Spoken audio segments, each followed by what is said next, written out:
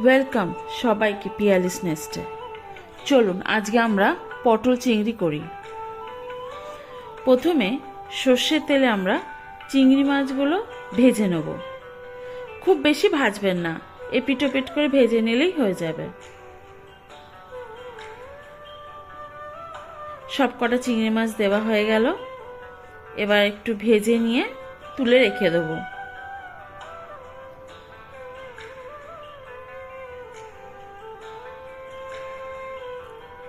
এবার ওই চিংড়ি মাছের তেলে যেতে ভাজলাম, ওতেই আমরা পটল আলু ভেজে নেব, আর ওই তেলেই আমরা রান্না করব।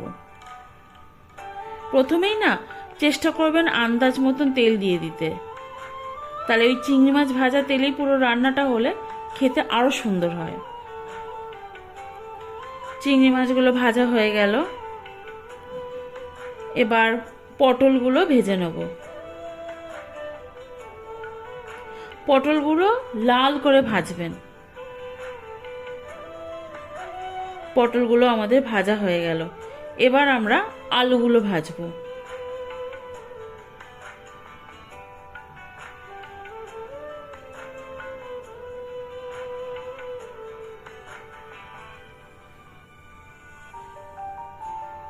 এবার ওই তেলেই আমরা আলুটা ভেজে নেব, আর আলুর মধ্যে অল্প করে নুন আর হলুদ দিয়ে ভাজবো।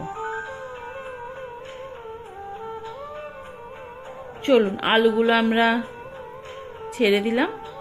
এবার আমি ভালো করে ভেজে নেবো আলুগুলো, যাতে মোটামুটি 60% রান্না আমার ভাজাতেই হয়ে যায়।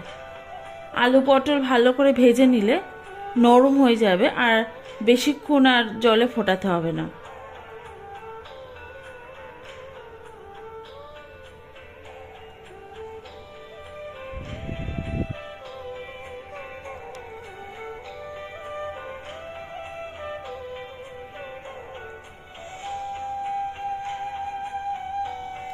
এতে একটু নুন আর হলুদ দিয়ে দিলাম, একটু ভালো করে ভেজে নিই।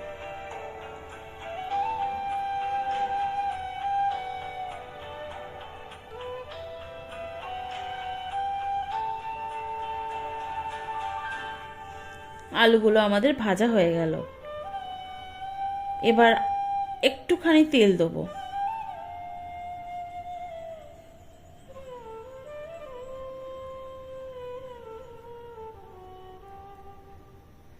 এবার পেঁয়াজটা কুচো কুচো করে কেটে নেবেন, বেশি বড় বড় রাখবেন না, তাহলে ভাজতেও সুবিধা হবে আর নরম তাড়াতাড়ি হয়ে যাবে।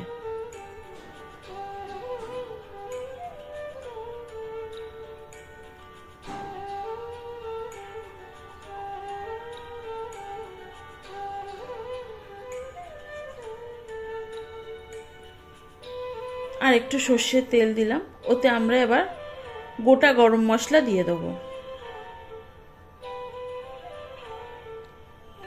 এতে আমাদের লাগবে পেঁয়াজ, আদা, রসুন, টমেটো আর লাল কাঁচা লঙ্কা ছিল।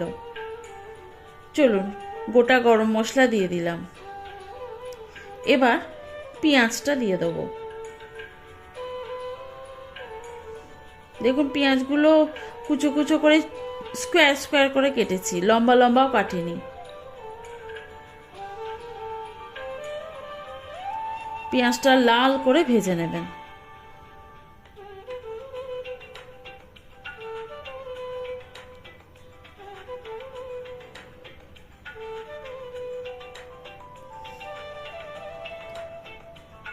পেঁয়াজটা আমাদের ভাজা হয়ে গেলে আমরা ওই আদা রসুন পেস্টটা দিয়ে দেবো। ওতে একটু কাঁচা হলুদ দিয়েছি আমি।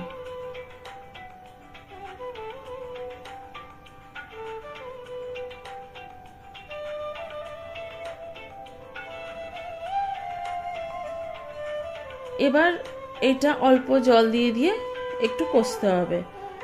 এবার দিয়ে দেবো টমেটো পিউরি।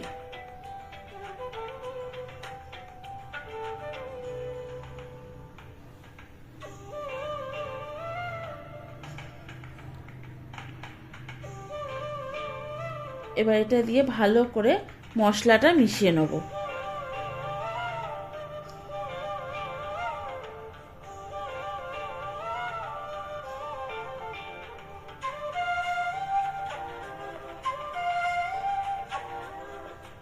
এবার মশলাটা আমাদের ভালো করে কষা হয়ে গেছে।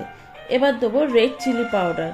এতে ঝাল হয় না, রঙের জন্য দিলাম, যেটা আমরা বলি কাশ্মীরি রেড চিলি পাউডার। আর একটুখানি গরম মশলা দিয়ে দিলাম।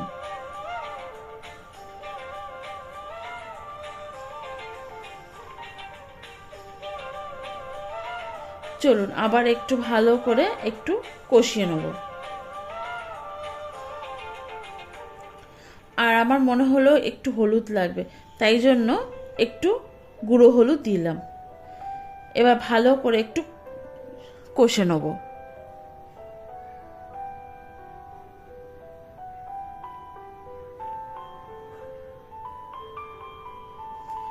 একটুখানি জল দেবেন, ভালো করে একটু মশলাটা ফুটতে দেবেন, যাতে ওই বাটনা যে কাঁচা গন্ধটা আছে সেটা না থাকে।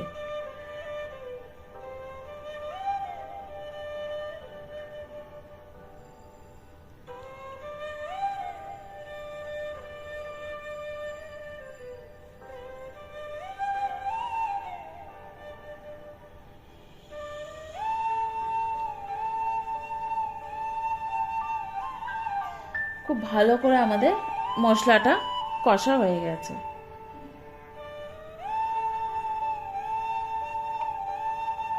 এবার একটু এতে টমেটো সস দেবো, যাতে টেস্টটা আরো সুন্দর হয়।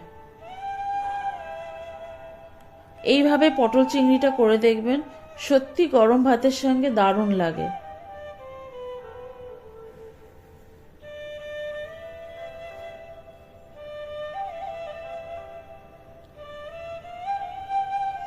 আর একটু জল দিয়ে আমি ভালো করে আবার একটু ফুটিয়ে নিয়েছি। তারপর আলু, পটল আর চিংড়ি মাছটা যেটা ভাজা ছিল ওটা ভালো করে দিয়ে কষিয়ে নেবেন।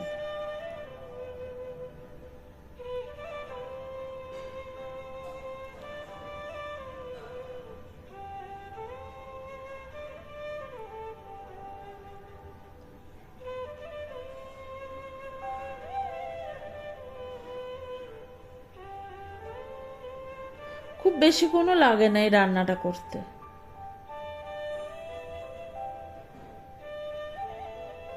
একটু স্বাদ মতন একটু নুন দিয়ে দেবেন।